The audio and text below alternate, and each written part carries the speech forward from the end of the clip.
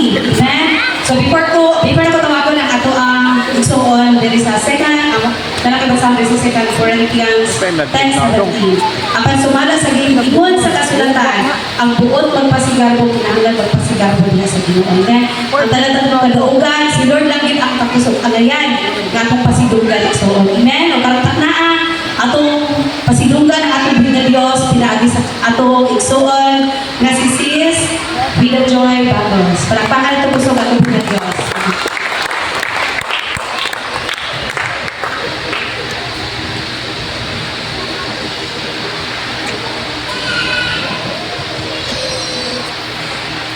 Buntag sa dalan.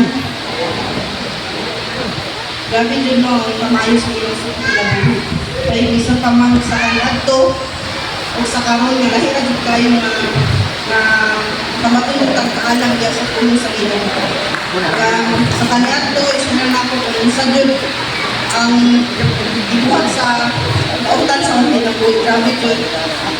Yawa jud na siya. Grabe jud na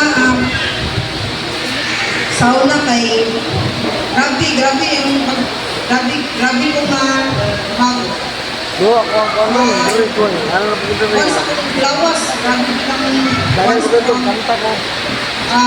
lawas ako ganyan to, grabe inom buntag mag-ibig buntag na siya niya lahi pa dito kayo kay tanduway dun na mo tapos sauna kay kuwan ako kanang samban ako kanang black tibig o kanang baliktad na cross.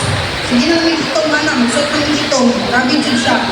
Niya, pagka dako sa kong sipiyag sa kong pinambuhin, ipatol dyan ko pamilya to.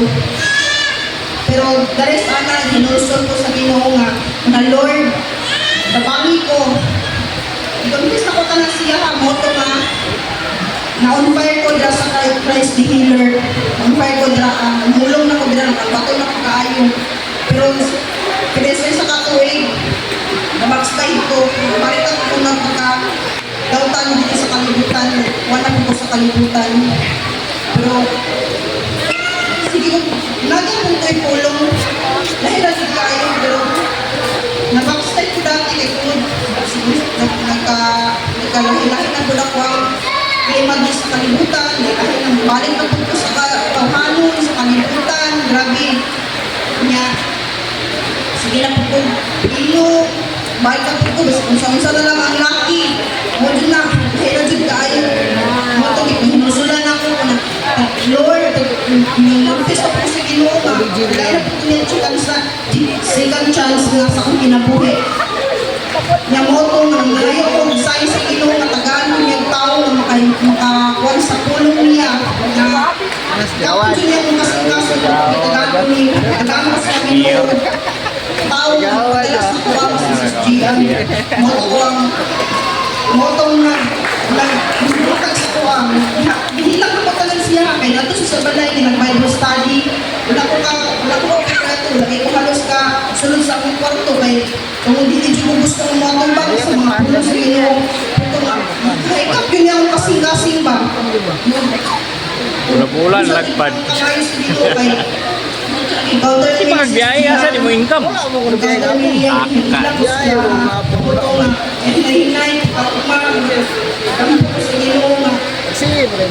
Lord, mo na dyan hindi akong kasing-kasing sa ikaw maayon mo sa kong kaya kasi na dyan tayo salamat ko nga abot ko din ang ministry kaya kapatid ko ngayon din ako na sa Ginoo nga ginabuhi na dyan ka din sa iyahan isip tayo balay din sa kong ginabuhi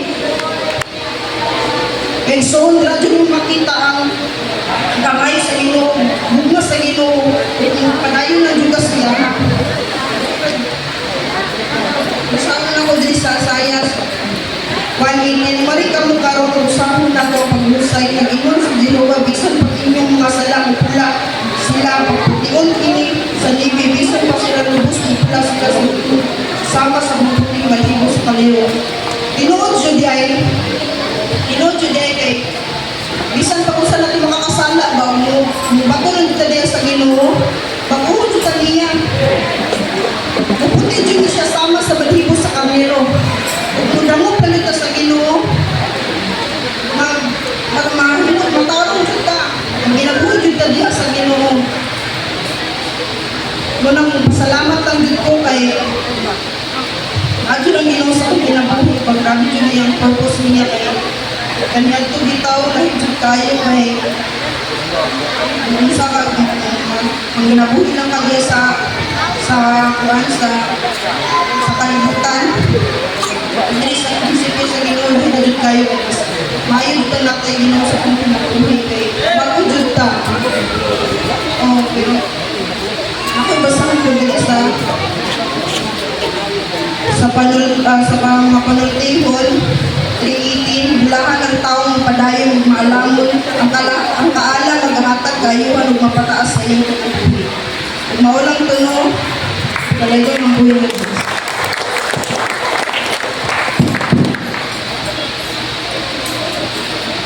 Amen. Okay, kadaugan na ito igsoto. Imagine, siya sa sauna, inuod yun to sa sayang 1:8. Isa dun sa kapula ang atong sala. Isa pagsama ka dagkong pula, kaya niya paputigon. Wala yung imposible sa tubig na Diyos. Amen. So kung kaya nga matago sa atin, pataas ako kamot, ato ang silyuhan, ang kadaugan ni Sis Berta, hallelujah, dalayon, kamahalan ng mga Diyos, kamtaklaan mo ang kapasitunggan, Lord, truly indeed, God, tinuod yun ang mga pulong God, na mamuhat sa kinabuhi, Lord God, pasan pa man sa kinabuhi sa Sweden, Lord God. Lord, salamat sa imuhang dakong bukman, Lord, dakong grasya, Lord God, na kanunay yung napakipabaw sa iyang kinabuhi, Ginoo. Lord, salamat o Diyos sa imuhang sakripisyo, Lord, diha sa cross, sa Calvary, Lord God. Lord, dili man na mo kaya baguhon ang among kaugalingon, God. Dili na mo kaya, Lord, kung kami ng Father God. Salamat o Diyos sa imuhang pagsakripisyo sa imuhang kaugalingon, God, anak sa among kaluwasan, Lord God. Salamat sa pagbago, salamat sa paglimpyo, Lord God. Lord, ang pag-ampo, God, na hindi kami nimutubutan, Lord God, yung balik pa sa pagkakasalan mo. Lord, mataghigayon sa mong kinabuhi, God, itinahanglan ni Lord, sinuhang tubig, Lord God, na kanunay, nagalimpyo sa mga kasing-kasing, Lord God. Kay mo kita ng Ginoo, ang kinahanglan kami ng batubang na kadilugan, na balaan, putli, o walay kasaway, O Diyos. Lord, mas tragil man ang among punod, God, pero dili, Lord, mo biya sa ang paglaog, Ginoo, tungod kay ikaw, God, ang kanunay mamuhan sa mong kinabuhi, O Diyos. Salamat, O God, kay mutipigan ang mata ko sa God. Salamat, O Diyos, sa paghinlo sa amo ang kasaypanan, Ginoo. And Lord, magpadahin ni Lord, na magkinabuhi, O Diyos, sa iyong kapupunton, Father God. Lord, dalayon ka, O Diyos, walay katapusan, tanang mong dumaya ang mga dalamang kanimo, Jesus, we pray, Amen.